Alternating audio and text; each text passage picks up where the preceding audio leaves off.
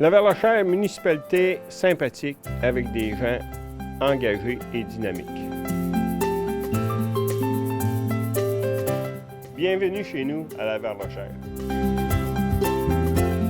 Bienvenue à l'émission Chez nous et aujourd'hui, on est du côté de Laverlachère-Anglier, secteur Laverlachère, et on retrouve les maires et mairesses Danielle Barrette et Lina Payne. Bonjour. Bonjour. Bonjour. Alors aujourd'hui, Danielle, on est du côté du secteur Laverlachère.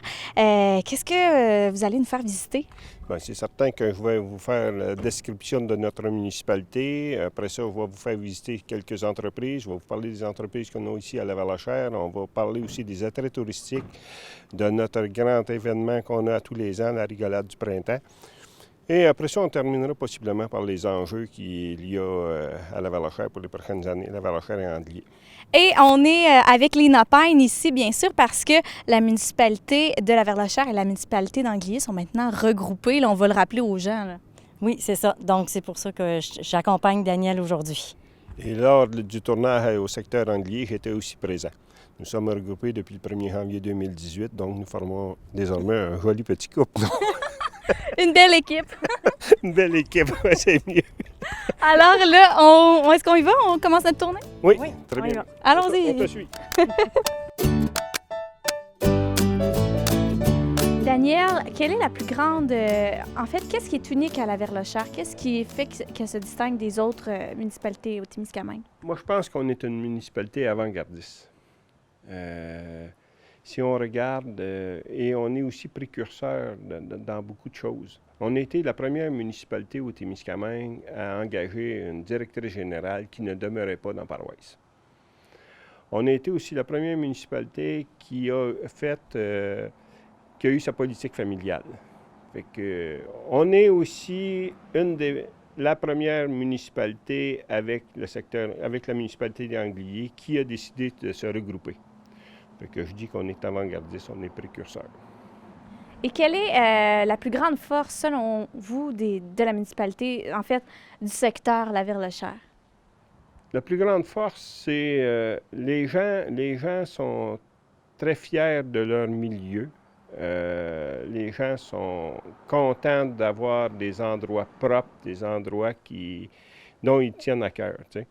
On peut parler du parc qui est construit depuis plusieurs années. On n'a pas eu de vandalisme ou presque dedans. Les gens vérifient que tout soit propre, tout soit beau. Si vous vous promenez à l'intérieur de la municipalité, vous allez voir beaucoup de fleurs. C'est aussi une chose, des gens de l'extérieur qui sont venus acheter une propriété ici à Laverlachère, puis c'est ce qu'ils nous disaient.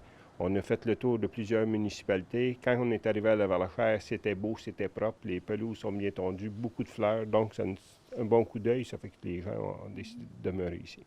Puis une autre force du village, là, peut-être en lien avec tous les services que vous avez? Pour moi, ça, oui, c'est une force. C'est une force. On peut dire ici à Laverlachère, on a tous les services essentiels. Tu sais. On a encore notre épicerie, on a un dépanneur, on a une station de gaz, on a encore un comptoir de jardin, on a une école. Tu sais. Fait que on a tout là les gens s'en viennent ici, ils savent qu'ils peuvent demeurer, puis ils n'ont pas besoin de déménager ou bien de voyager beaucoup pour acquérir les services essentiels.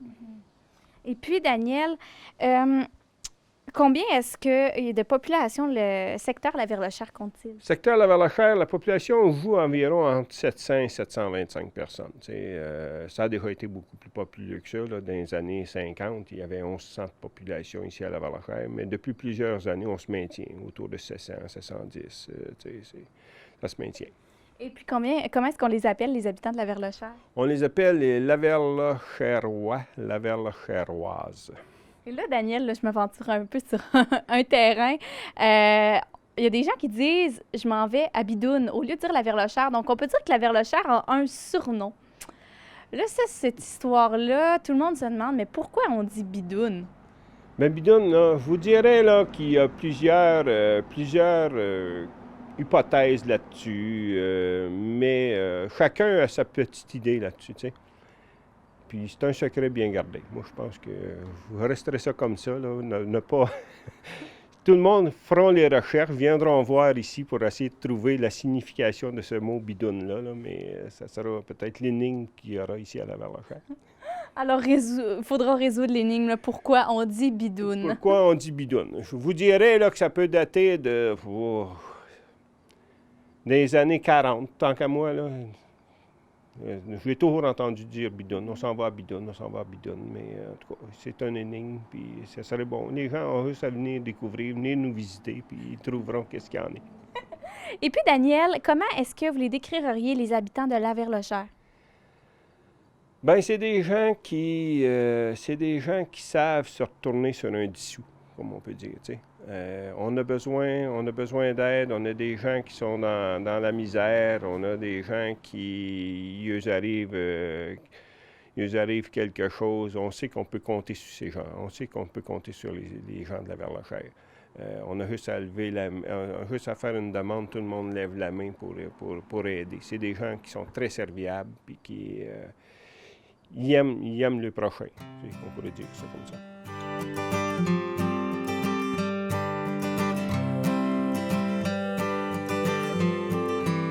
Et puis maintenant, Daniel, on va vraiment parler de vous. On va apprendre un peu à vous connaître. Donc, qui est Daniel Barrette? Vous pouvez faire le saut. Ben moi, je suis originaire de la Verlachère. J'ai toujours demeuré ici. J'ai fait mes études à l'extérieur. Je suis allé suivre un cours de technique forestière à Rouen et Québec. Par la suite, j'ai parti 1 an. Je suis allé visiter l'Australie. Je suis allé travailler en Australie. Puis, le mal du pays a refait surface. Je suis revenu. Je me suis établi ici à la Verlachère. J'ai acheté la ferme familiale, j'ai acheté ça de mon père. Je suis encore producteur agricole. J'ai travaillé plusieurs années pour les compagnies forestières. Et puis en 1998, je me suis établi complètement sur la ferme. J'ai toujours demeuré le restant sur la ferme. Daniel Barrette a décidé à un moment donné de s'impliquer en politique municipale. Ça fait qu'en 1994, j'ai fait un séjour de 4 ans comme conseiller municipal. En 1997, il y a eu des élections. Je me suis fait battre à mes élections. En 2001, j'ai décidé de revenir. Et depuis 2001, je suis là. 2007, il y avait une élection au poste de maire. J'ai brigué les suffrages et depuis ce temps-là, je suis maire de la municipalité de la Verlachère. Donc, depuis 2001 ou depuis 2007? Depuis 2007, maire. Mais en fait, ça fait 21 ans cette année là, que je suis en politique municipale, dont 10 années au poste de conseiller et 11 années au poste de maire. Je suis aussi père de famille, 3 enfants, 3 filles, dont 2 demeurent au Témiscamingue. La deuxième, elle est dans le secteur de l'Outaouais, à Gatineau. Grands-parents de 5 petits-enfants, donc 4 garçons et une petite fille née le 2 août 2018, donc tout nouveau, là, tout nouveau. Fait que, ouais. Et puis, est-ce que vous êtes encore agriculteur? Je suis encore agriculteur, oui, mais disons que je diminue mes activités. J'avais des propriétés, à un moment donné, dans la Rancate à la Verlachère. J'ai vendu ces propriétés-là. Il me reste encore toutes les propriétés sur la ferme familiale. Cette année, je songe beaucoup encore à diminuer. Je pense de vendre mes animaux peut-être à l'automne 2018 là, pour mais continuer à faire possiblement cultiver les terres, mais faire seulement des céréales. Et puis, Daniel, qu'est-ce qui vous a motivé au tout départ là, à appliquer pour le rôle de maire? Je trouvais ça. Moi, je trouve que quand les gens s'en vont en politique municipale, c'est qu'on a toujours un point plus fort que d'autres à essayer de défendre. En 2001, lorsque je suis revenu à la municipalité, on parlait de faire l'eau potable à la municipalité. On avait les reins à regraveler, creuser les fossés et ainsi de suite. C'était des points qui me touchaient, que je voulais travailler là-dessus beaucoup. Ça fait que je suis revenu à la municipalité comme ça. En 2007, j'avais fait le tour. Je pensais que j'avais vu tout ce qui pouvait être vu au niveau conseiller. Je voulais m'impliquer un petit peu plus. Ça fait que pour m'impliquer un peu plus, je me disais qu'il faut être à la tête du gouvernement municipal, si je peux appeler ça, ou du conseil municipal. Ça fait que c'est là que j'ai décidé de briguer le poste de maire. Puis, je me disais, ben, je pense qu'on a encore beaucoup de choses à faire. Beaucoup de choses. On a fait travailler beaucoup de dossiers. On a fini l'eau potable. On a fini tous les rangs. Fait que c'est beaucoup de dossiers là, qui me tenaient à cœur. Donc, c'est pour ça que je suis allé comme maire. Et puis, à travers le temps, probablement que vous vous êtes rendu compte qu'il y avait des défis en particulier. Quels sont les principaux défis en tant que maire à relever quotidiennement? Ben, moi, je trouve, là, un des choses, c'est... faut que le maire, en tout cas le maire et les conseillers, il faut que nous soyons très, très disponibles. Parce que souvent, là, on a beaucoup plus de réunions, beaucoup plus d'achalandage qui se fait que qu'est-ce qu'on voyait au départ. Moi, je me souviens en 1994, quand j'ai commencé, on faisait une réunion par mois, puis, tu sais, c'était pas si pire, on n'avait pas de misère à suivre les dossiers d'un mois à l'autre. Aujourd'hui, en 2018, tu te dois d'être très, très disponible, puis suivre les dossiers, puis regarder ce qu'il y en a. Le gouvernement a retourné beaucoup dans les municipalités. T'sais, on a juste à penser, avant ça, les routes étaient toutes entretenues par le ministère des Transports. Donc, à un moment donné, le ministère des Transports est arrivé, il a donné les rangs aux municipalités. Mais quand tu donnes les rangs, il faut que tu fasses l'entretien, il faut que tu fasses le déneigement et ainsi de suite, puis faut que tu t'occupes de tout ça. Ça fait que faut être disponible, puis il faut être à l'écoute des citoyens aussi. Très à l'écoute des citoyens, souvent, puis il faut que tu sois capable de leur expliquer comme il faut qu'est-ce qu'il y en est. Parce que tu as des gens qui comprennent, je leur dis une affaire, puis ils comprennent pas tout à fait comme il faut, donc il faut que tu sois capable de le répéter. Puis, il faut que tu sois capable de garder aussi ton sang-froid assez, parce que souvent, les gens arrivent avec toi, puis n'ayant pas bien compris ce que tu voulais dire, ils sont peut-être pas agressifs, mais quand même, tu sais, ils sont... Moi, je te dirais. Ils sont froids, oui. Ça fait que faut que tu sois capable de les expliquer comme il faut, là, pourquoi la décision qu'on a prise, puis fait que soyons capables de garder notre sang-froid, puis travaillons avec les gens qui sont là. Puis, quelles sont les valeurs que vous prônez le plus en tant que maire? La communication, je pense que la communication en est une. Soyons transparents. N'ayons pas peur de dire aux gens ce qu'on veut faire puis ce qu'on fait. N'ayons pas peur de le dire. Cachons-nous pas parce que tout sort d'une façon ou d'une autre. Là.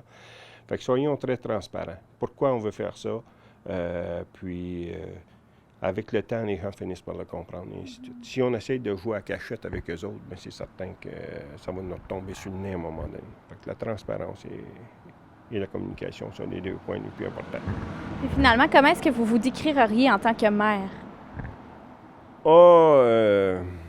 Comment je pourrais me décrire? Je serais peut-être aussi bien demander ça aux autres, essayer de me décrire moi-même en tant que maire. Je pense que c'est une question qui est assez difficile. Moi, je pense que je suis assez disponible. Je communique quand même assez bien. Je ne suis pas quelqu'un qui a beaucoup de verbal. J'aime mieux arriver, puis je vais dire ce qu'il y en est, mais je ne ferai pas des grands discours et ainsi de suite. Je suis quelqu'un qui, si j'ai un grand discours à faire, bien, je me dois d'être très bien préparé, avoir une feuille de route et ainsi de suite. Ça fait que m'adresser devant une population, puis sans être trop bien préparé, j'ai plus de difficultés. Mais quand que je défends un dossier, ces choses-là, j'aime bien comme me préparer comme il faut, anticiper les questions qui peuvent m'être posées. Je vais me les répondre à moi-même. Souvent, on travaille un dossier, on se pose une question, on sait que les gens vont nous la poser. Pourquoi pas arriver et donner la réponse avant que les gens nous la posent? Tu sais,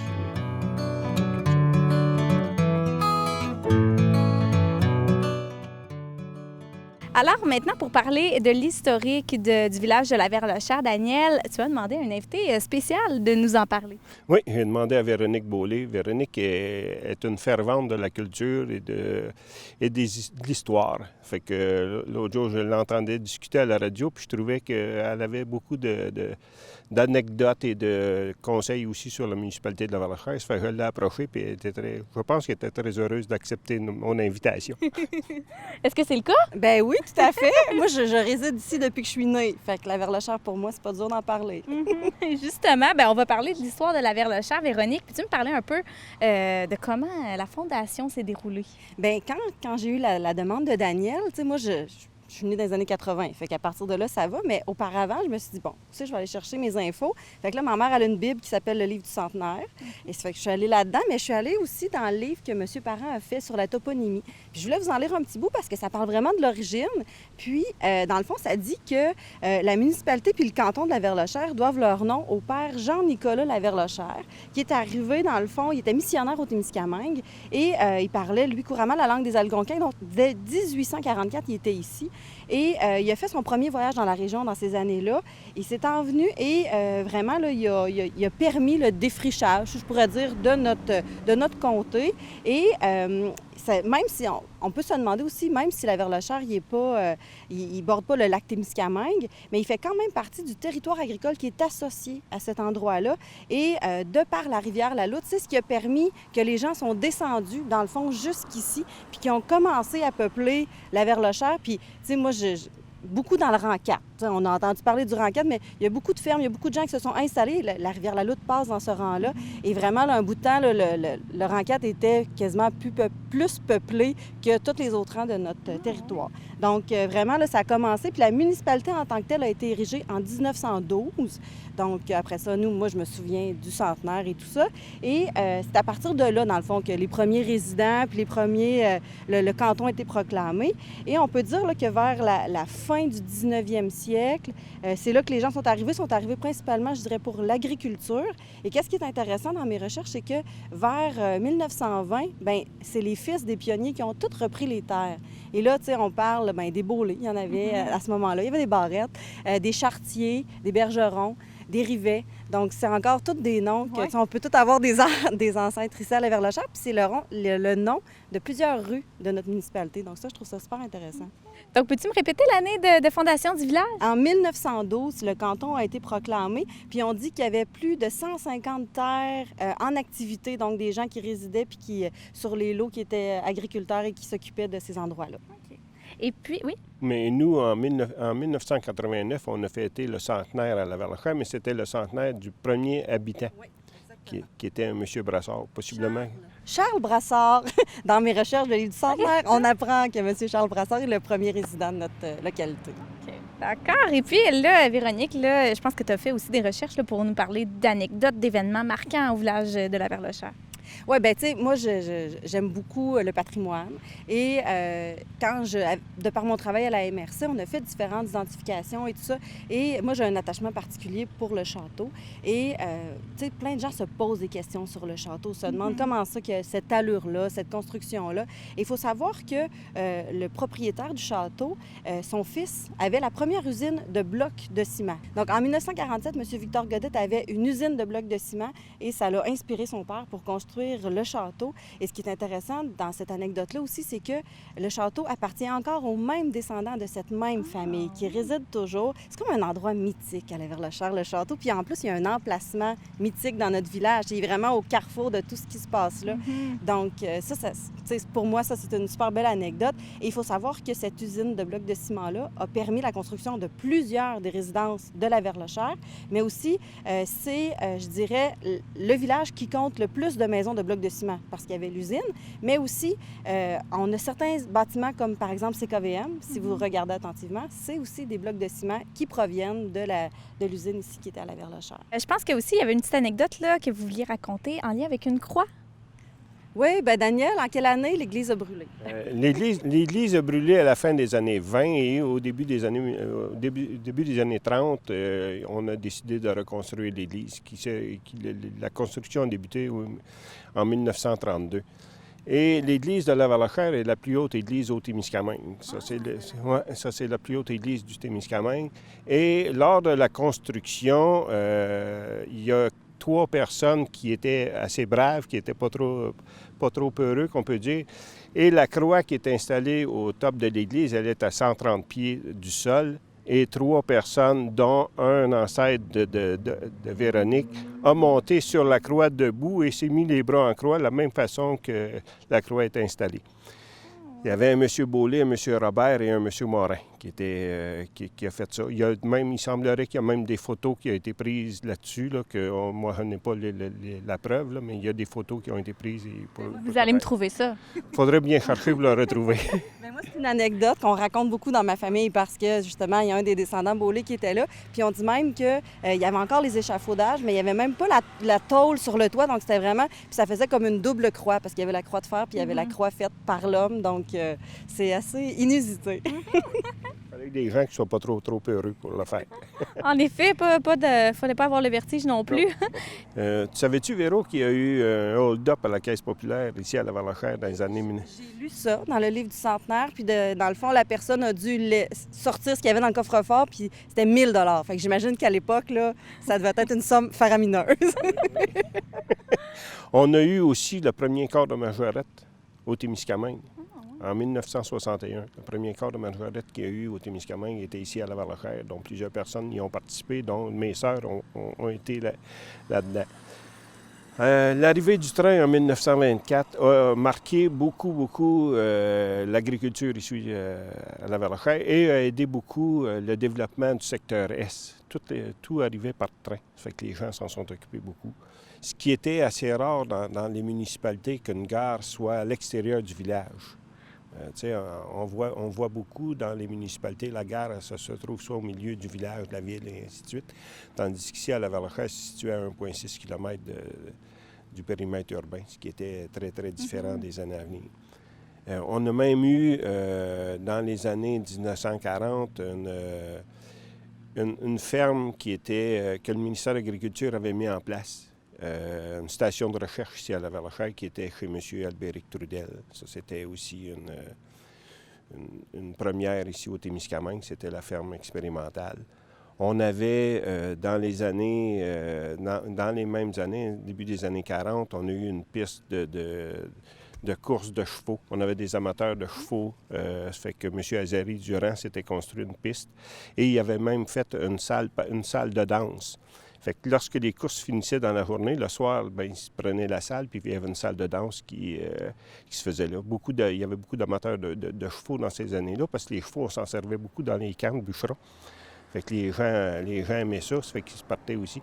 Fait qu'il y avait des gens aussi loin que la Sarre qui venaient courser ici. Fait que, quand on parle quand même des années 40, là, c'était assez différent. Là. C'est l'ancêtre, dans le fond, de la rigolade du printemps de la Verlachère. Et par la suite, on a transféré ça en course d'automobile. Le père à Véronique a été un des premiers à faire des courses automobiles ici à Lavalachère. On pourrait nous en parler longuement, je pense. Là. Ça fait que...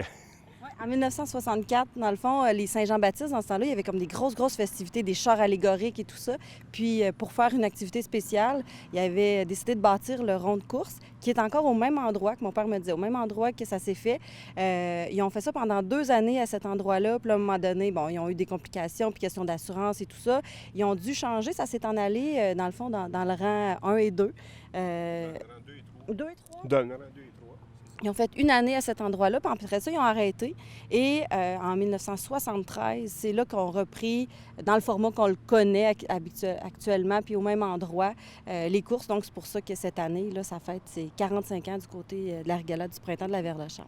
Et là, bien, vous me parlez du lieu. Je pense qu'on pourrait aller poursuivre l'entrevue exactement à ce lieu-là, là, pour que... Moi, je rajouterais peut-être juste une petite affaire. Ici, à la Verlachère, on a eu 2 grosses familles. On a eu la famille de M. Ovid Godette, là, celui qui avait le château ici, qui avait 18 enfants. Mais on a eu ici la famille Paradis, 20 enfants. Et à un certain moment donné, la famille Paradis, à ce qu'on dit, c'est que cette dame-là recevait le plus gros chèque d'allocation familiale au Canada. Avec ses 20 enfants. Je pense que c'est bon peut-être de le rapporter. Madame Paradis, moi, quand j'étais toute jeune, j'étais dans la chorale, puis c'est elle encore qui jouait de l'orgue. Elle a joué de l'orgue très longtemps. Puis, en tout cas, c'était une légende, dans le fond, à rencontrer Madame Paradis. C'était vraiment intéressant. Dans notre livre du centenaire, on dit qu'elle avait commencé à jouer de l'orgue. Elle était adolescente, c'est elle qui jouait de l'orgue à l'église, même avant son mariage et ainsi de suite. Fait qu'elle a joué de l'orgue, je pense, tout le temps de sa vie. Alors, ben, je pense que vous nous avez fait un beau compte-rendu, si on veut, là, de l'historique du village. Merci, Véronique, mais tu ne nous quittes pas. On s'en va du côté du site de la rigolade pour parler de l'événement. Donc, oui, on vous suit. On y va.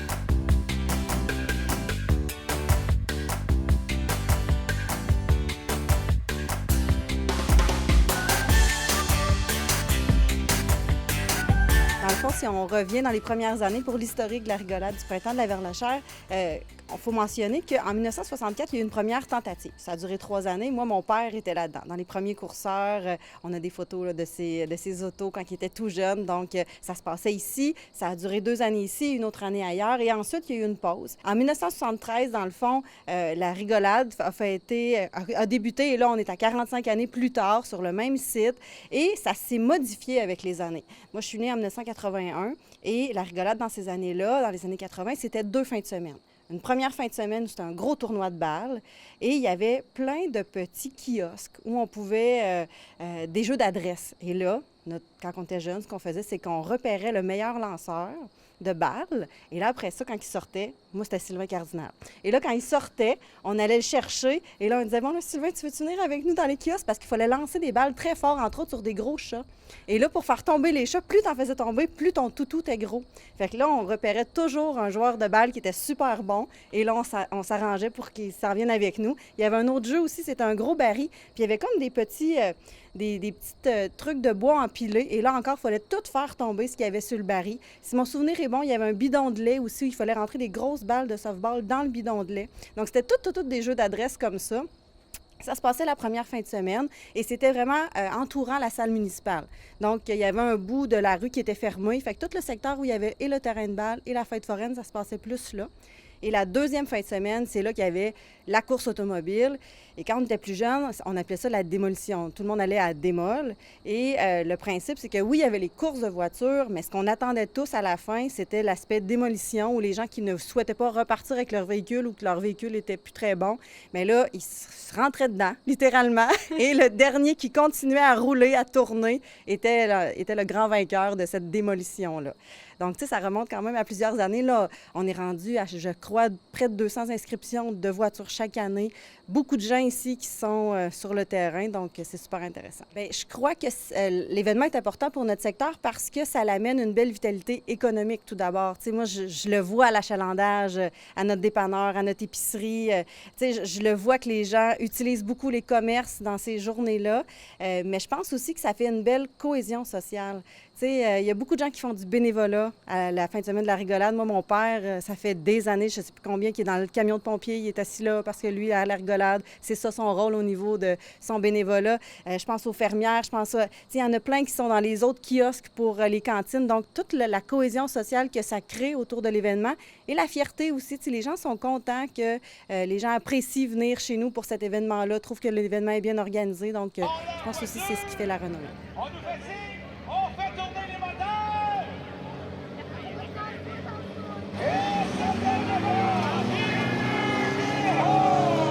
Qu'est-ce que ça apporte à la vitalité du secteur La Verlochère, là, cet événement-là? Mais moi, je pense que c'est, première des choses, c'est très, très bon pour... on reçoit des gens de partout. Les gens viennent camper. On s'aperçoit que ça met beaucoup d'activités dans la municipalité.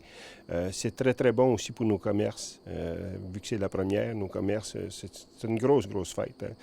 C'est une fin de semaine que j'attends toute l'année. C'est elle qui passe le plus rapidement de l'année aussi. Moi, personnellement, c'est l'ambiance, c'est le début du printemps, puis tout le monde est heureux, il commence à faire beau. C'est tout simplement incroyable. Mais on rencontre des gens de partout. Des gens de l'Abitibi, des gens qui viennent de l'Ontario, un peu partout maintenant. Au départ, c'était seulement des autos de la municipalité. Je pourrais peut-être même vous envoyer tout de suite une petite anecdote là-dessus. Moi, je me souviens, dans les premières années, il y a un participant qui est arrivé ici avec son véhicule roulant. Il y avait encore les plaques dessus. Puis quand il est arrivé ici, il a sorti la masse, puis il a tout fait les tours d'ailes. Puis il a mis son auto dans la course. Là. Tu sais, c'est tellement que... Mais maintenant, ça a bien changé. Les autos sont beaucoup plus sécuritaires et ainsi de suite. Là. Comment est-ce que la municipalité collabore à cet événement-là? Bon, la municipalité, disons que c'est le club des loisirs de la Verlochère qui organise tout l'événement. La municipalité y va une contribution financière pour les aider un peu là-dessus, mais l'activité, elle est organisée par le comité sport et loisirs de la Verlochère. Je pense que tout l'honneur leur revient à eux. Parce que la municipalité, comme je te dis, c'est seulement un montant qu'on leur donne pour les aider à faire l'activité, mais pas plus que ça. C'est sûr que si on peut les aider un petit peu lorsqu'ils montent le chapiteau, bien, nos employés municipaux viennent. On prête de l'équipement, le camion de pompiers, le backhoe de la municipalité, ces choses-là, là, mais l'honneur revient totalement au Comité sport et loisirs. Je pense que c'est important de le mentionner. Alors, on est maintenant du côté d'un attrait touristique à la Verlochère-Anglier, secteur la Verlochère, et c'est les sentiers de l'Entrevent. Qu'est-ce que les sentiers de l'Entrevent? Bon, les sentiers de l'Entrevent, au départ, c'était des pistes de ski de fond. OK? Et la Corporation de développement de la Verlochère a décidé de mettre ça en valeur un peu plus aussi. Elle en a fait même des sentiers pédestres pour l'été. Dans ces sentiers-là, on rencontre des blocs erratiques. En fait, c'est des grosses roches qui, lors de la fonte des glaciers, ces roches-là, il y en a une de temps en temps qui a été laissée sur le terrain. Puis, ça date des millénaires, donc c'est un peu ce que la Corporation de développement voulait mettre en valeur. En même temps, l'hiver, ces sentiers-là sont très, très utilisés pour les pistes de ski de fond. On a notre mairesse d'Andelier, qui est du secteur Andelier, qui les utilise beaucoup l'hiver. Bien, c'est ça, c'est des très belles pistes, sont très bien entretenues. Puis ce qui est le fun aussi, c'est qu'il y a aussi des gens qui peuvent se promener en raquette. Fait qu'on a les deux, puis on a chacun dans le fond, ils ont chacun leur circuit. Mais on a plusieurs, bien, on peut voir la carte, là, il y a plusieurs sentiers. Donc c'est intéressant quand on y va, bien, on sait qu'on ne fera pas toujours le même circuit. Mais ils sont bien entretenus, c'est super beau. Et il y en a qui sont assez à pic, là. Il y a des belles côtes. Donc, c'est vraiment plaisant. Et souvent, quand on se promène, c'est rare qu'on croise du monde, puis pourtant, il y a toujours plein de monde. Donc, parce que c'est grand, il y a un beau grand territoire pour faire du ski de fond. Puis on voit même des petites bêtes qui se promènent. Tu sais, on est vraiment dans la nature, c'est agréable. Puis on est à côté, là, c'est dans le village, on fait juste sortir, puis on se promène. C'est vraiment magnifique. Du long de ces pistes-là, on a aussi quelques gazebos. Et à certains endroits, il y a des toilettes sèches aussi, si les gens ont à les utiliser. Fait que je pense que c'est très, très bien aménagé. Et puis, est-ce qu'il y a d'autres attraits touristiques importants au secteur la Verlochère? Tantôt, je vous disais qu'il y a deux attraits touristiques principaux, qui est les sentiers de l'Entrevent et les nids de guêpes. Mais on a aussi un autre attrait touristique qui est très, très prisé, qui est la ferme du Centaure. La ferme du Centaure, c'est quand même privé, mais qui reçoivent beaucoup, beaucoup de touristes. Orphée Guy, qui en est la propriétaire, donne des camps de jour, donne aussi des cours d'équitation et ainsi de suite. Le printemps, à la fin des classes, beaucoup d'autobus vont la visiter. Durant l'été, on voit beaucoup de jeunes qui suivent des camps de jour, qui viennent aussi loin que de Rouyn-Noranda, qui viennent passer un après-midi là, pour voir ce qu'il y en a. Fait que c'est un autre un autre très beau site qu'on a aussi ici à la Verlochère. On a aussi installé depuis peut-être 5-6 ans la halte routière Clarital. Ça, c'est lorsque vous continuez sur la 391 en direction de Fugerville, on a mis une halte routière là, qui au départ était la halte Catrache qu'on appelait. La Corporation de développement a encore pris ça en main. Là, je dirais 5-6 ans, mais il faut dire que le temps passe vite, peut-être ça fait un petit peu plus longtemps que ça, là, mais a décidé de la réaménager. Ça fait qu'ils ont installé des clôtures, ils ont installé des tables de pique-nique, une toilette là aussi. Puis beaucoup de gens y arrêtent pour faire un petit pique-nique ou faire un petit somme après un long voyage. Là. Ça fait que c'est très utilisé ça aussi. Avec l'avenue du Parc Opémican, comment est-ce que vous voyez l'avenir du tourisme au Témiscamingue? Moi, je pense que le parc Opémican est quelque chose de très bien pour le tourisme. Mais nos petites municipalités devront travailler fort pour venir en bout d'attirer les gens chez eux. Parce que beaucoup de gens vont aller faire le tour du parc, mais il faudra faire beaucoup de publicité pour qu'ils puissent sortir de là et aller visiter l'ensemble des autres attraits touristiques que nous avons. Parce que chacune des municipalités a quand même ces petits attraits. Même si je dis que la Verlochère n'est pas un secteur très touristique, on a quand même des belles choses à visiter. Mais il va falloir que ça se fasse connaître. Il va falloir que les gens connaissent ça, puis qu'ils puissent... Fait qu'il faudra qu'on regarde peut-être aux places d'accueil du parc de mettre beaucoup d'informations pour faire sûr que nos gens vont venir. Parce que le parc Opémican, on sait que ça va attirer beaucoup de touristes. Il faut être capable de les faire aller plus loin que ça. Donc, Daniel, Lina, on se dirige maintenant vers le deuxième attrait touristique qui est? L'exposition de nids de guêpes. Alors, allons-y. Merci.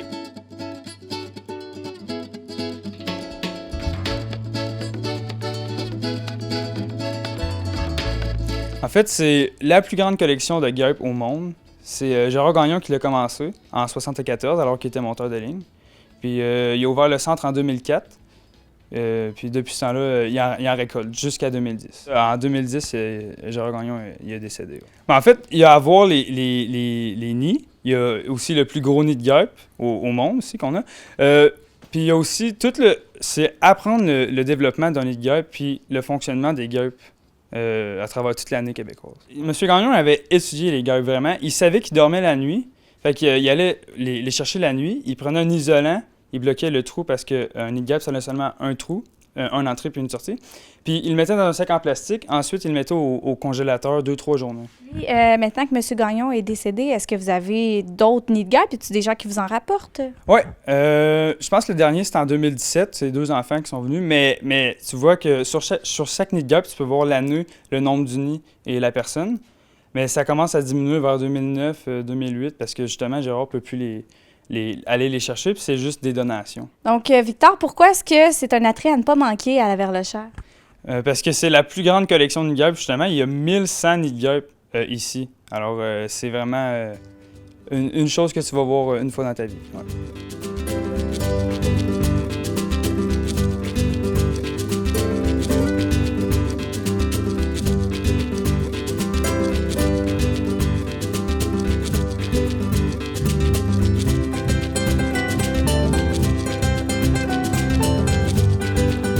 Alors maintenant, Daniel, pour parler un peu des entreprises à la Verlochère, on se trouve devant une entreprise, je pense, qui est très importante là, pour le secteur la Verlochère.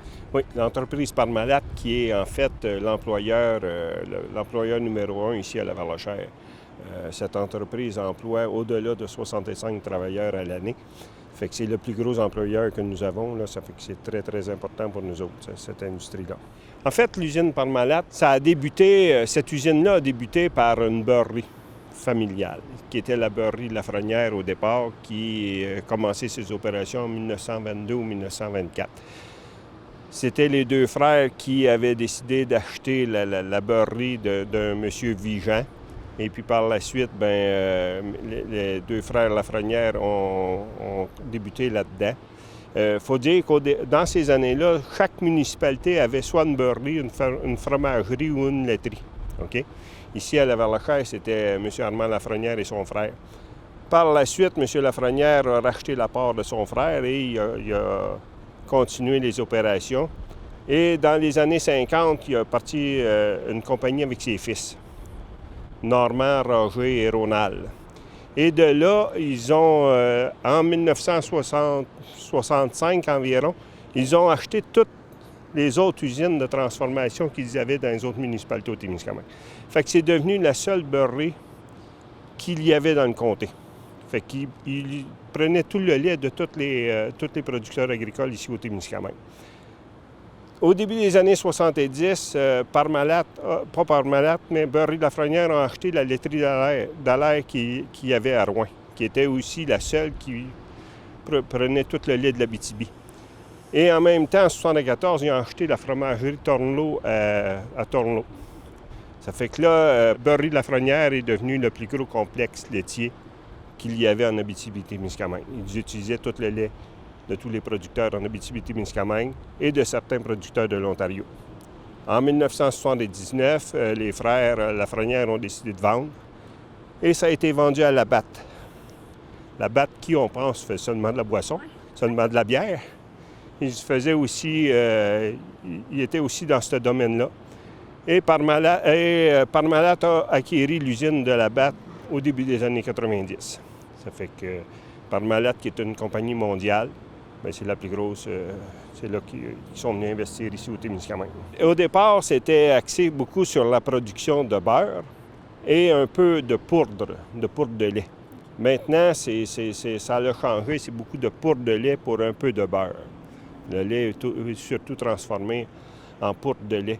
Ces poudres de lait-là, bien, c'est utilisé à grandeur du Canada et à l'extérieur. C'est même international maintenant. Cette poudre de lait-là va être utilisée dans la confection de barres de chocolat, de tous ces produits-là, tous ces dérivés-là. Fait que Et puis, cette entreprise-là, là, cette usine-là, pourquoi est-ce qu'elle est importante là, pour la municipalité de Laverlechère-Anglier et principalement pour le secteur Laverlechère? Bien, pour le secteur Laverlechère, c'est qu'il y a 65 travailleurs qui travaillent là. La plupart demeurent ici à Laverlechère aussi, là. Fait que ça fait vivre un paquet de familles, tu sais, un paquet de familles de Laverlechère, puis c'est très fort, c'est très bon dans l'économie. C'est un des très bons employeurs aussi du Témiscamingue, là, tu sais.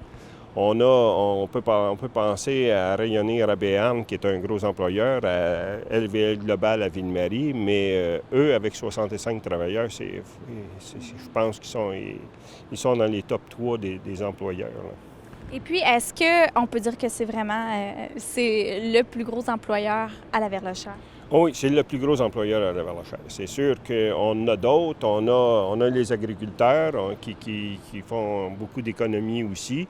On a Transport Beaulé qui s'occupe de travaux de travaux agricoles, de travaux forestiers et ainsi de suite. On a Transport Richard Lambert, on a plusieurs transporteurs comme ça, là, mais le gros employeur est fait effectivement Parmalat. Puis, mis à part là, les gros employeurs comme ça, au niveau de l'économie à Laverlechère, là, les entreprises, est-ce que ça fonctionne bien à Laverlechère? Les entreprises fonctionnent très, très bien à Laverlechère, même qu'on est en pénurie d'emplois. Tout le monde se cherche des employés. C'est peut-être le gros problème qu'on va rencontrer dans les prochaines années, c'est de trouver des gens pour travailler. Ici même, Parmalat, je cherche souvent des employés. On en recherche partout. Fait que c'est à espérer qu'on soit capable de combler ce vide-là pour continuer à progresser dans nos économies. Puis est-ce qu'il y a de la place pour de la relève, pas pour de la relève, mais pour de nouvelles entreprises à Laverlechère? Il y a toujours de la place pour de nouvelles entreprises à Laverlechère, même que la municipalité a regardé pour se faire un parc industriel pour essayer de vendre des terrains ou même aider à des nouvelles entreprises à s'installer. Ce qui est malheureux, je pourrais dire, c'est le domaine agricole. Pour moi, je trouve que c'est très, très malheureux. Ici, à Laverlechère, depuis 2003, on peut dire qu'il y a minimum 400 bêtes de moins. Des vaches, que ce soit des vaches à bœuf ou des vaches à lait. On remarque sur les fermes, c'est sûr que les fermes sont toutes cultivées, ça on peut le dire, là, les fermes sont quand même toutes cultivées, mais on n'a plus de présence d'animaux.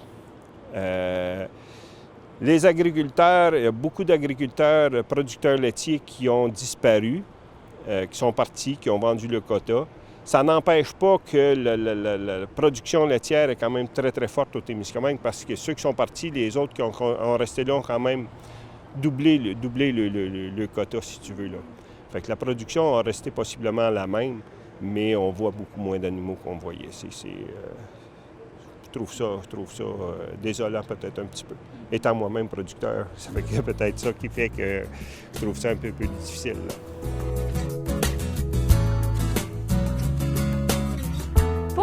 Parler maintenant des personnalités du village.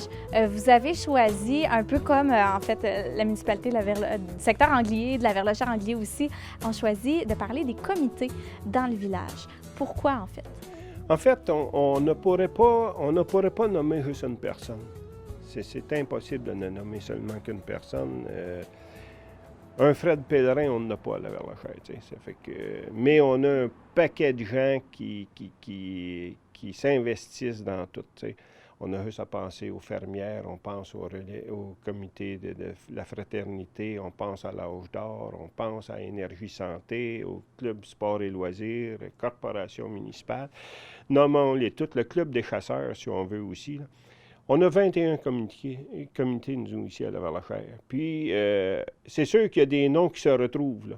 Mais souvent, c'est des personnes différentes dans chacun des comités. Fait que, tu sais, de dire... Et Laverlechère est ce qu'il est aujourd'hui grâce à ces comités, à tous ces comités-là. Tout le monde s'investit dans quelque chose, puis on vient en bout de faire ce qu'on est aujourd'hui, là. C'est ça qui est beau. Fait que te dire, de nommer seulement une personne, comme je te disais tantôt, pour moi, c'est impossible. C'est impossible de faire ça. Daniel, on est ici à votre lieu coup de cœur. Je vais vous laisser le nommer. On est ici au parc de la Marmaille. Le parc de la Marmaille, oui, effectivement, c'est l'endroit coup de cœur que j'ai. Disons que ce parc-là, ça doit faire une dizaine d'années qu'il a été mis en place. C'est un parc où tu peux venir à peu près n'importe quand, sauf aujourd'hui peut-être, mais à peu près n'importe quand, il y a toujours du monde. Puis il y a du monde de tout âge, tu sais. C'est un lieu de rassemblement. Tu vas voir des jeunes, tu vas voir des parents avec des jeunes enfants, tu vas voir des grands-parents. C'est un parc intergénérationnel, je pense. Et ce parc-là, on le doit, je pense qu'on le doit à Lynn Côté. Lynn Côté, c'était une personne qui ne vient pas de la région, qui est arrivée ici à Laverlechère. Au début des années 2000, là, la date exacte, je ne sais pas. Puis elle est venue au conseil en 2007, si ma mémoire est bonne, 2006-2007.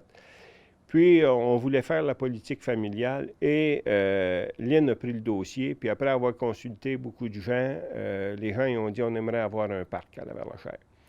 Puis elle est arrivée au conseil, je me souviens, elle est arrivée au conseil, puis j'avais dit Lynn, il me semble que tu veux pas mal, mais en tout cas, puis elle y tenait à son parc. Puis aujourd'hui, on en voit le résultat.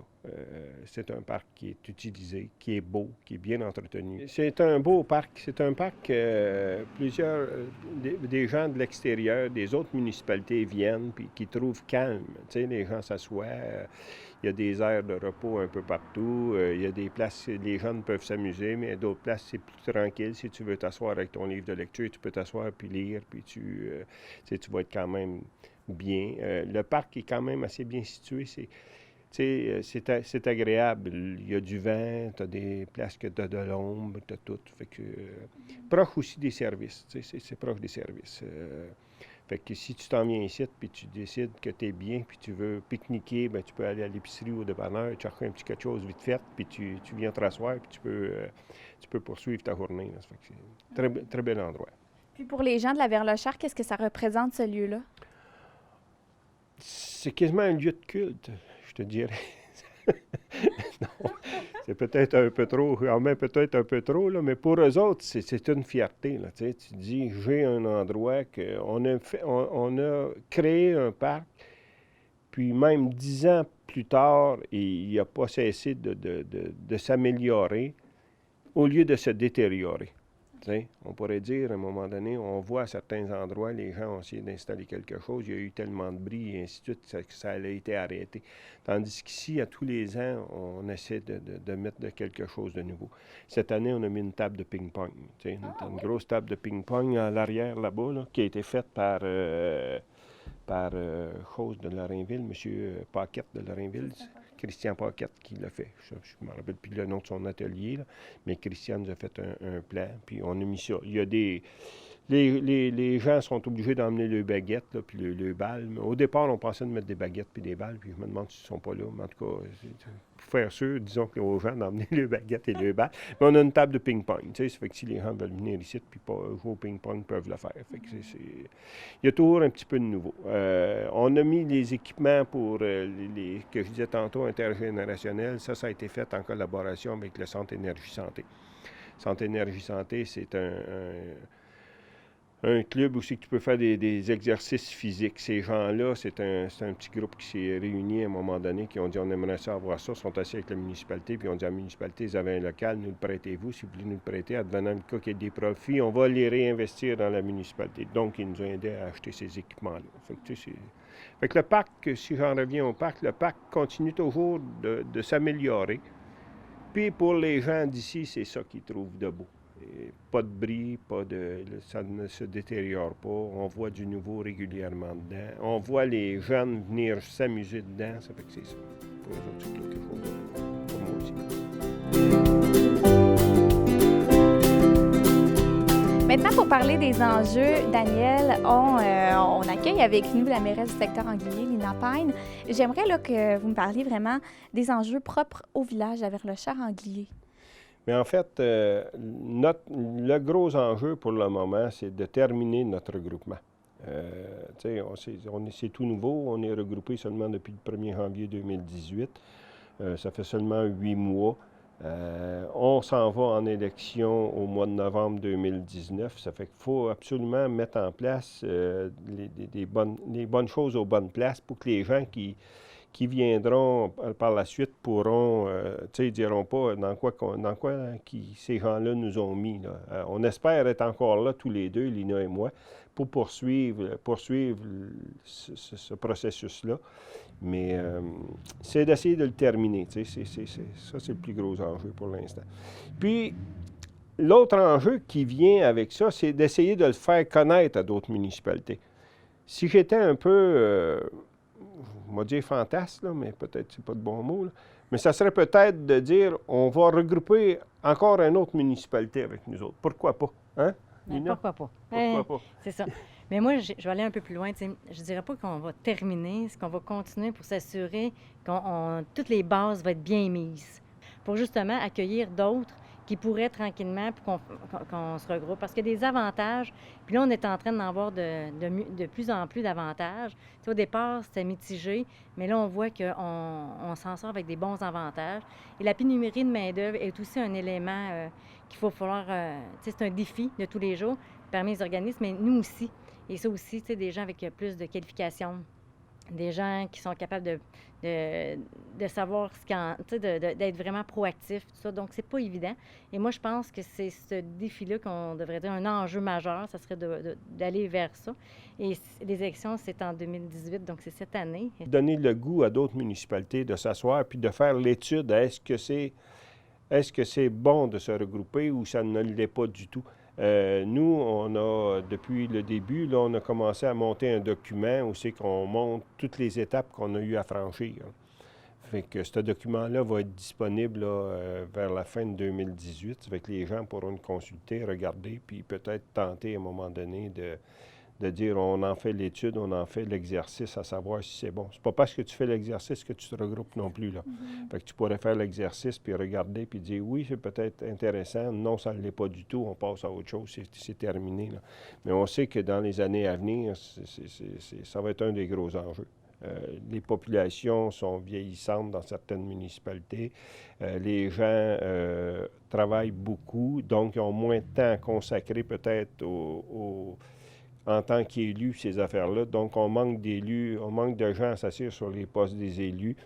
Fait que peut-être qu'à un moment donné, la solution, c'est un regroupement. C'est ça, Camille. Puis, peut-être que les gens là, qui n'ont pas nécessairement écouté là, l'émission du secteur Anglier, on peut quand même là, reparler du pourquoi du regroupement d'Averlochère-Anglier. Quelles ont été les raisons qui vous ont motivé à vous regrouper les deux municipalités ensemble? Au départ, ce qu'on s'est dit, c'est qu'on était 3 municipalités. On était 3 qui avaient un intérêt de regarder ce qui était possible de faire. Il y en a une qui s'est décidée, qui était Saint-Eugène, pour ses raisons, puis c'est correct. Et nous, ce qu'on voyait, c'est qu'on regardait au niveau des gens qui voulaient s'impliquer, au niveau des élus. Et là, on voyait qu'il y en a de moins en moins qui veulent s'impliquer parce que, comme Daniel disait, ou comme on dit toujours, de toute façon, c'est bien beau être élu, être présent, mais il faut mettre du temps, de l'énergie. Donc, il faut vraiment s'impliquer et c'est pas évident de le faire. Donc, il y a ça aussi. Donc, je sais que moi, pour ma part, en Anglier, j'avais appelé différentes personnes. J'étais allée voir des gens pour voir leur intérêt à me remplacer en tant que maire. Et j'ai eu des gens qui ont des refus, même pas pour venir conseiller. Donc là, je disais, oups, on va avoir quelques difficultés à combler des postes. Même au sein de notre conseil, il y a de moins en moins de gens qui viennent, il y a des absences. Donc là, on se questionnait. On avait déjà commencé avec les 3 municipalités, avec un regroupement au niveau de tout ce qui est sport et loisirs. Une personne qui s'occupait, là, dans le fond, son titre, c'était une technicienne en loisirs. Elle était là, puis c'était les 3 municipalités, à travailler pour les 3 municipalités. Ça avait été bien. Après ça, on a eu une année avant, nous, l'inspecteur de Laverlochère, on a fait une entente. Et là, il travaillait autant à Anglier qu'à Laverlochère. Donc, là, on voyait qu'il y a aussi, là, on avait avancé un pas. On a dit, on peut-tu aller un peu plus loin que juste avoir un employé? Et c'est là qu'on a dit, bien, tant qu'à faire, on regarde-tu pour faire une étude? On s'est informé. Puis l'étude, là, puis Daniel l'a dit tantôt, l'étude, ça vaut la peine juste parce qu'on est vraiment dessus, hein, on a le nez sur nos choses. Et là, de dire, bien, on prend un recul, on évalue l'ensemble des potentiels, des avantages, mais des inconvénients aussi. Il y a tout, on sort avec des chiffres, avec des coûts. Donc, ça nous permet de vraiment une belle vision. Et ça nous a permis de dire, bien, on va aller un petit peu plus loin. Puis après ça, on va aller un petit peu plus loin. Et c'est de même que tranquillement, on s'est rendu. Ça ne s'est pas fait du jour au lendemain. Là. Ça fait presque, bien, ça fait 1 an qu'on travaille là-dessus. Fait qu'il y a eu des étapes, il y a eu des discussions, il y a eu des rencontres publiques, les gens sont venus nous voir, on a répondu à des questions. Donc, c'est un beau processus, mais moi, je pense que ça vaut la peine, même si à la fin, il n'y avait pas on n'arrivait pas au regroupement, dans le fond, au résultat.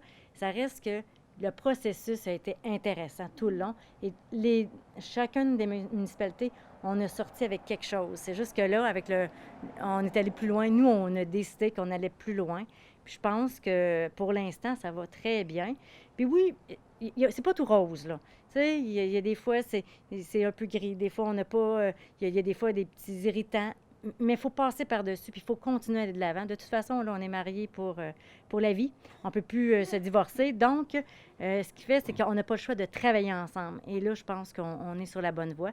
Puis comme Daniel disait tantôt, tu sais, on veut terminer, mais il faut continuer puis s'assurer que les bases sont mises. Puis je pense qu'on en a... Ouais, je disais terminer, mais jamais ça va se terminer. Non. Ça va être une suite logique. Là. Et les gens qui vont faire l'exercice, il faut toujours qu'ils pensent que ça va être un processus irréversible, cela. Le gouvernement dit, si vous voulez aller de l'avant, vous y allez, mais vous ne pouvez plus reculer. Ça fait qu'avant de prendre la décision finale, il faut être certain de ce qu'on veut. Parce que c'est un processus irréversible. C'est pas comme quand il y a eu des fusions dans les années 90, des fusions forcées un peu. Fait que le gouvernement, à un moment donné, il y a eu tellement de chiolage que le gouvernement a dit on va faire un référendum. Ceux qui veulent se défusionner le feront. Mais aujourd'hui, c'est un regroupement irréversible. Tu te regroupes, tu restes regroupé pour le restant de tes jours. Fait que Lina dit que c'est un mariage dont il n'y aura jamais de divorce, là, mais en tout cas, c'est irréversible, ça c'est certain. On dit les gens ne veulent plus s'impliquer. Tu sais, Lina dit tantôt, j'ai sondé des gens, les gens ne veulent plus s'impliquer. Ne veulent peut-être plus s'impliquer. C'est peut-être pas ça le vrai terme. Moi, je me dis, les gens sentent qu'ils n'ont peut-être pas les compétences aussi pour aller si loin. Parce que ça demande de plus en plus de compétences. Il ne faut pas se cacher, là. On fait des gros dossiers, on travaille avec l'environnement, on travaille avec les transports, on travaille avec plusieurs gouvernements qui, eux, ont des gens spécialisés là-dedans. Nous, il faut qu'on soit... Fait que les gens disent on manque de compétences. Manque de compétences, puis quand tu en manques, tu te fais toujours revirer. Fait que ça devient souvent moins intéressant un petit peu. Fait que les gens disent au lieu de s'en aller s'asseoir là, puis pas être capable de fonctionner ou se faire abrouer, ou en tout cas, c'est là qu'on s'apercevait aussi, nous autres, qu'on était... En se regroupant, on était peut-être capable de trouver des gens qui étaient capables d'aller un peu dans toutes les sphères d'activité qui pouvaient se faire. Puis c'est une tâche exigeante, là. Être un élu, c'est exigeant parce qu'il faut, comme on disait, faut être disponible. Puis, tu sais, les ministères, c'est dans la journée, c'est sur semaine. Donc, les gens travaillent. Donc, tu sais, c'est tout ça aussi. Fait que ça aussi, ça limite aussi des gens. C'est pour ça que je dis, je voulais pas dire qu'ils ne s'impliquent pas parce que dans nos organismes, ils sont partout, mais c'est plus au niveau politique, je dirais, que là, c'est plus difficile. Puis je pense le fait de dire la compétence, c'est vraiment ça. Et le temps de disponibilité aussi. Puis le fait aussi de s'impliquer, c'est que si ça va mal, bien, c'est de la faute des élus. Fait que ça aussi, tu sais, ça aussi, c'est lourd pour des gens, là. Fait que je voulais juste faire... un petit aparté là-dessus, là, parce que c'est vrai. Les gens s'impliquent beaucoup. Oui, les gens s'impliquent. Mais c'est sûr. Tu sais, moi, je regarde, tantôt, Émilie, tu me demandais c'était quoi, c'est quoi être maire et ainsi de suite. Je te disais qu'il fallait que les gens soient disponibles. Moi, je suis proche de la retraite, si tu veux. On parle encore d'une exploitation agricole où c'est que je pense de diminuer. Puis il va falloir que j'en diminue parce que si je veux rester à la municipalité, ça demande beaucoup de temps. Et le temps qu'il faut qu'on le consacre, mais personne ne fait ton ouvrage. On fait tes autres ouvrages. Fait que quelqu'un qui est un salarié qui travaille à l'extérieur ne pourra pas mettre autant de temps. Puis, ça vient fâchant un petit peu, là, tu sais, tu dis, j'ai pas le temps de vérifier ça, j'ai pas le temps de vérifier ça. Puis tu arrives par les soirs, bien, le monde sont partis ou quoi que ce soit, puis tu n'es pas hâte de rejoindre les ministères et ainsi de suite. Fait qu'il faut que tu sois disponible le jour, puis il faut que tu y consacres beaucoup de temps. On est chanceux, Lina et moi, là. Moi, je peux prendre du temps un peu sur ma ferme. Lina, elle a un horaire qui est capable d'adapter elle aussi un peu. Donc, il y a un problème qui survient, on s'appelle, on discute, on se rencontre, mais c'est pas tout le monde qui est capable de faire ça. Puis, ça fait que c'est peut-être ça qui fait qu'à un moment donné, que les gens se sentent... En ce qui concerne maintenant les projets futurs du village de la Verlochère-Anglier, on a parlé un petit peu là, du projet de l'eau potable qui était en cours. Maintenant, là, en ce qui concerne le secteur de la Verlochère, quels sont les principaux projets? Bon, on a un gros projet sur la table. Le projet-là, en fait, c'est d'essayer de garder nos aînés chez nous. Tu sais, moi, je me dis, à un moment donné, les gens ont vécu toute leur vie ici, dans leur paroisse, dans leur municipalité, dans le secteur. Puis là, il arrive un certain temps qu'ils sont obligés de partir.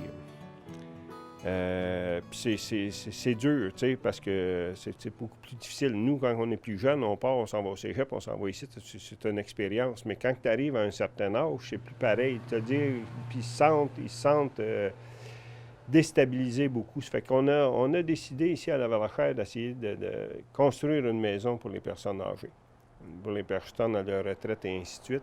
Et ça va très, très bien. C'est sûr qu'on a eu certaines difficultés. Le projet date de 2013. On a été accepté en 2018. Là, on travaille en 2016. On a travaillé toute l'année 2017 sur le projet. Là, on est rendu en 2018. On n'est pas encore construit. Il a fallu trouver un terrain aussi qui il y a eu certains obstacles. Les gens, c'est plus le terrain, on peut le dire, c'est le terrain de baseball qu'il y avait à la Verlochère. Donc, les gens avaient beaucoup d'appartenance. Ce terrain-là, ils se sentaient que... Fait que, on a eu à travailler là-dessus pour le faire comprendre aux gens. Certains l'acceptent bien, d'autres disent encore, bien, il aurait pu y avoir d'autres endroits, mais des endroits, en tout cas, c'est le secteur qui a été arrêté. Donc, fait que c'est un beau projet que nous avons ici dans la municipalité, c'est de finaliser la construction de ça. On avance assez bien, les financements s'en viennent bien. Si tout allait bien, mais on pense qu'on pourrait peut-être commencer la construction à fin 2018, début 2019, là, mais c'est un des beaux projets qui est en place.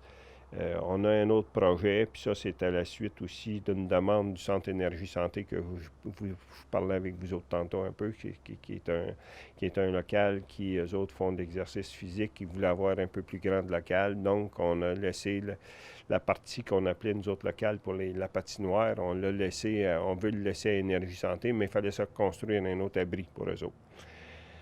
Fait que ça fait 2 ans qu'on travaille le projet et encore là, Énergie Santé embarque avec nous autres. Comme je vous disais tantôt, s'il y a des sous qui font des sous, bien ils réinvestissent. Fait qu'Énergie Santé, on dit, si jamais vous voulez nous laisser la partie, on peut vous aider à construire le local. On a appliqué sur un projet loisir du ministère où on a été accepté. Ça fait qu'ici, à l'automne, on devrait construire le nouvel abri de la patinoire. Ça va être un genre de petite maison, si tu veux, là, à peu près un local de 18 pieds par 34 pieds, où c'est qu'il va y avoir comme 2 chambres de joueurs là-dedans avec une salle de bain et ainsi de suite, qui va être annexé directement à la patinoire. Ça fait que les gens vont rentrer pour mettre les équipements de hockey, puis mais qu'ils rouvrent l'autre porte, ils vont tomber sur la patinoire direct. Fait que, tu sais, ça va être à côté. L'ancien local, on trouvait qu'il était plus ou moins sécuritaire, parce qu'on fallait descendre un escalier, puis on était sur un plancher de ciment. Fait que souvent, les jeunes, il fallait faire très attention parce que quand ils rentrent ou quand ils sortent, bien, avec cet escalier-là à monter et à descendre, il peut y avoir risque de chute. Tandis que là, on va être collé sur le bord de la glace. Puis, fait que celui-là devrait être construit. On veut qu'il soit en opération pour le 1er décembre 2018. Fait que pour l'instant, c'est 2 beaux projets qu'on a en place, là. Puis des projets à venir, on en a encore. Ah ouais? Oui. On en a encore. Oui, on a encore. C'est sûr que tout le côté villégiature qu'on veut développer. Il y a eu des projets aussi, on regarde beaucoup les projets pour déposer des projets. Un des projets qu'on a eu dans le secteur d'Anglier, c'est l'agrandissement de la bibliothèque. Ça a été accepté. Mais on continue, puis on essaie d'être dans le fond, à la vue ou alerte quand on a des projets possibles qu'on puisse au moins déposer. Mais on a, au niveau de la municipalité, on a plusieurs projets sur la table. Il faut regarder, mais il faut prioriser parce qu'on ne peut pas tout faire en même temps. Donc, il y en a qui vont attendre les prochaines années, mais on a beaucoup de choses sur la planche à dessin. Tu sais, puis il y a un projet là, qu'il faudrait peut-être regarder encore un peu. Ça date de longtemps. Là, puis ça, c'est un ancien résident de la Verlachère. Je vais le nommer, puis il va se reconnaître. Là. Denis Poitras avait déjà amené ça sur la table. Denis Poitras, ça a toujours été une personne qu'on trouvait un grand rêveur, mais il a toujours eu des bonnes idées même. Puis, à un moment donné, lorsque la voie ferrée aurait organisé un genre de piste de Far West, si tu veux. Tu sais, on regarde les films western, là, puis les gens arrivent en diligence, puis en tout cas, puis Denis, c'était un rêveur, mais il y avait aussi des bonnes idées. Ça fait qu'il disait, on pourrait arriver puis partir en diligence ici, anciennement, au bord de l'hôtel, qu'on appelait nous autres. Puis là, il dit, on pourrait avoir les gens embarquent là-dedans, on en ferait un site touristique. Les gens embarquent dans la diligence, on s'en va, rendu à telle place, on change de chevaux, on remet d'autres chevaux, on se rend en Andlier, et ainsi de suite. Fait que, tu sais, ça pourrait être une affaire. Moi, je pense que c'est peut-être réalisable encore. Là. Je trouvais Denis rêveur dans le temps, mais je me dis que ça pourrait être un très beau circuit touristique qu'on pourrait essayer de faire. Tu sais, tu arriverais avec une affaire de même. Puis là, les deux municipalités sont maintenant regroupées, donc on pourrait en faire un lien. Je ne sais pas ce que tu en penses, toi, Lina. L'idée est bonne. Mais les rêves, là, tout part des rêves de toute façon. Ouais. Donc, il y a sûrement quelque chose à tirer de ça, de ce rêve-là. Mais puis il y en a d'autres rêves, mais c'est ça. Il ne faut juste pas les oublier. Parce que si on prend quand même cette fameuse voie ferrée-là, c'est ça qui a permis quand même au développement. Là. Puis c'est ça qui a aussi réuni des municipalités. On parlait l'autre jour avec Mme Falardeau, Rosilda, qui disait qu'on prenait le train à Geoffroy pour s'en aller en Andlier. C'était le seul moyen de transport. T'sais. Ça coûtait pas cher, puis on pouvait revenir le soir avec ça. Mais pourquoi pas essayer de trouver une autre chose qu'on pourrait faire avec ça. Une autre utilité. Elle est encore là, la voie ferrée est encore là, elle va rester là. Puis on a essayé de faire du vélo là-dessus. Peu de gens, il y a des gens qui l'utilisent, on ne peut pas dire qu'il n'y en a pas, là. Il y a des gens qui l'utilisent, mais peut-être qu'on pourrait en faire une autre idée. Ça fait que Denis, ton idée que tu nous avais envoyée, qu'on trouvait très farfelue dans le temps, peut-être qu'on pourrait y repasser puis voir qu'est-ce qu'il peut faire avec ça. L'idée trotte dans votre tête, là. Comme un cheval qui trotte. Et puis, maintenant, là, si on parle de l'avenir de la municipalité, comment est-ce que vous le voyez, l'avenir? Moi, je pense que le secteur La Verlachère est un secteur qui est très, très bien positionné au niveau du Témiscamingue. C'est un secteur central, un secteur très bien positionné. Et on remarque depuis quelques années qu'il y a beaucoup de gens de l'extérieur qui viennent s'établir. Beaucoup de gens de l'extérieur. Tu sais, avant ça, on avait des familles souches qui étaient ici. Mais là, je regarde, puis encore dernièrement, on me disait les nouveaux arrivants, puis c'est des gens qui viennent de Béarn, c'est des gens qui viennent de La Tulipe, c'est des gens qui viennent d'un peu partout. C'est pas des jeunes qui reviennent, des jeunes de la Verlachère qui s'arrêtent des maisons, qui s'établissent à la Verlachère. Tu sais. C'est des gens de l'extérieur qui viennent s'établir. Le pourquoi, c'est qu'ils trouvent que, comme je dis tout le temps, c'est un village propre, c'est un village qui a beaucoup de services, c'est un village qui a son école. Ça fait que je pense qu'il faut miser aussi là-dessus. Le secteur Andlier, c'est un secteur qui est touristique. C'est un secteur où c'est que les gens, il y a beaucoup les secteurs de villégiature, si on vient en bout de les développer comme il faut, on va voir beaucoup de retraités qui peuvent s'en aller là. C'est un secteur tranquille, qui est beau. Tu as le lac, tu as beaucoup de forêts, tu as toutes ces affaires-là. Fait que il va falloir miser beaucoup là-dessus. Et puis, quel est votre plus grand souhait pour que ce soit autant pour la municipalité La Verlachère-Andlier que pour le secteur La Verlachère? Mon plus grand souhait, c'est que les gens continuent à venir s'installer puis y vivre.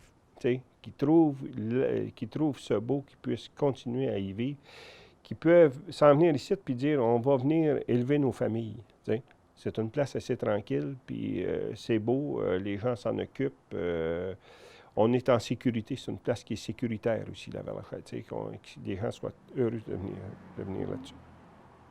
Bien, écoutez, c'est ce qui fait le tour de notre belle visite à La Verlachère-Andlier, au secteur La Verlachère, ce qui conclut nos deux belles visites là, qu'on a eues également en votre compagnie. Je vais prendre le temps de vous remercier. Merci beaucoup d'avoir pris le temps vraiment à chaque endroit de nous faire découvrir vos attraits, vos commerces et surtout toute la passion que vous mettez là, dans ce beau projet-là de regroupement entre les deux secteurs.